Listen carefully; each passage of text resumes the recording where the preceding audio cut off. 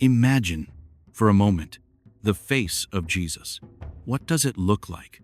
Is it the soft, fair skin of European portraits? The flowing brown hair of countless Renaissance paintings? Now, strip those images away. Ask yourself, what if everything we thought we knew about Jesus' appearance was wrong? What if the true face of Christ was dark, sun-kissed by the relentless African sun, and long hidden in ancient Ethiopian manuscripts that few in the West have ever read?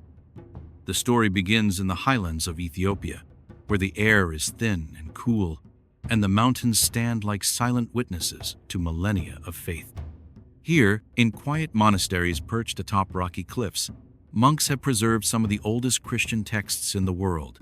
These aren't European Bibles, printed in Gothic script. They're handwritten in Ge'ez, an ancient Semitic language older than Arabic.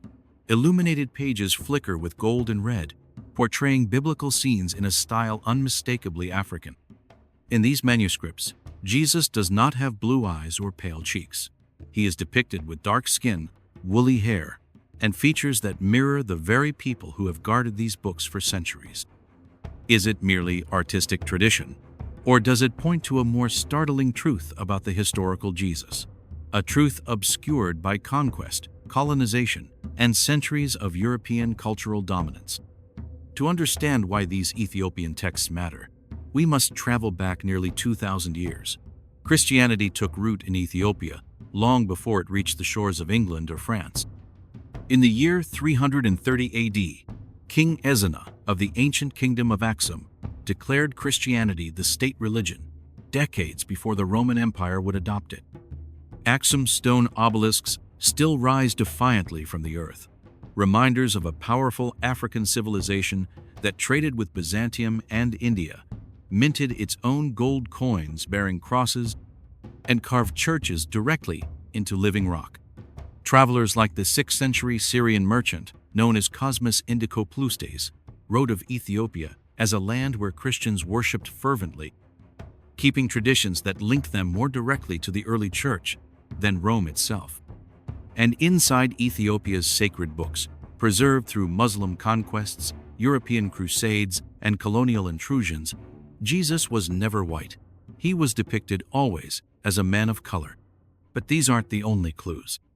Consider the words of Tacitus, the Roman historian, who described Judeans in the 1st century as people with a dark complexion and woolly hair, or the archaeological finds from the Judean desert, burial shrouds, combs, sandals, all pointing to a Semitic people who bore little resemblance to the lily-skinned images of Christ that would later flood European cathedrals.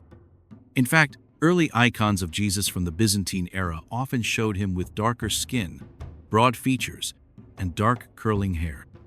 It was only in the Middle Ages, when European artists began to imagine a savior who looked like themselves, that Christ became the fair, fragile figure we see in stained glass today.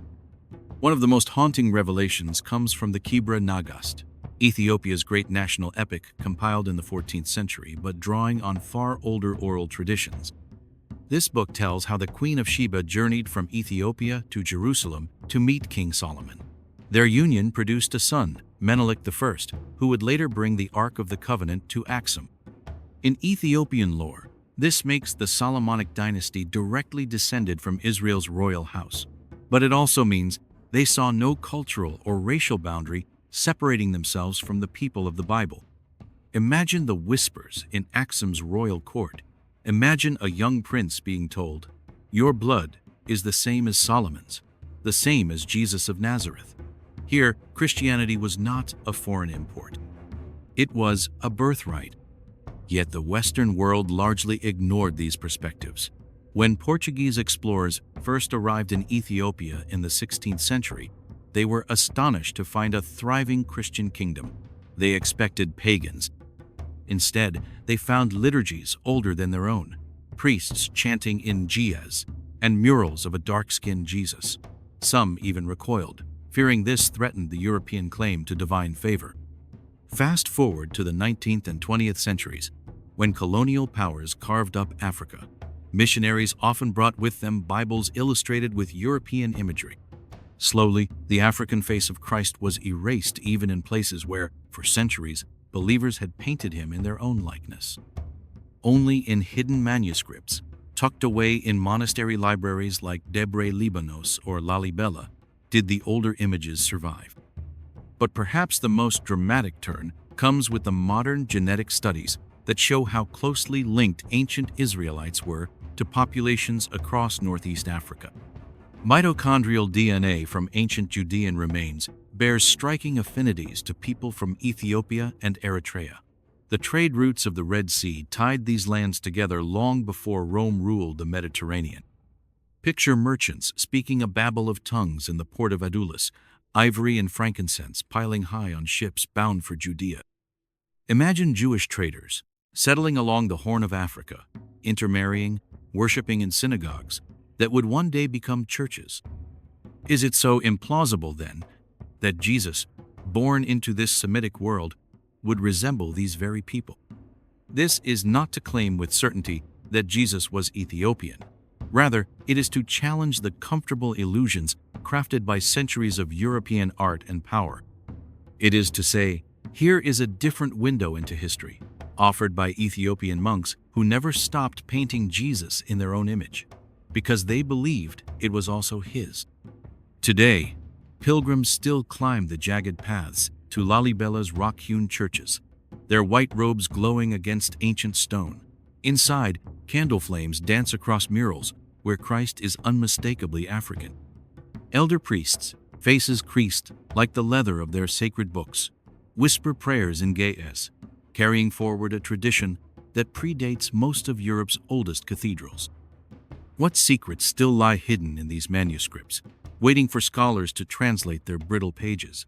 What lost gospels or forgotten commentaries might yet reshape our understanding of early Christianity? And deeper still, what does it mean for us, spiritually, culturally, even politically, if the face of Jesus was indeed black?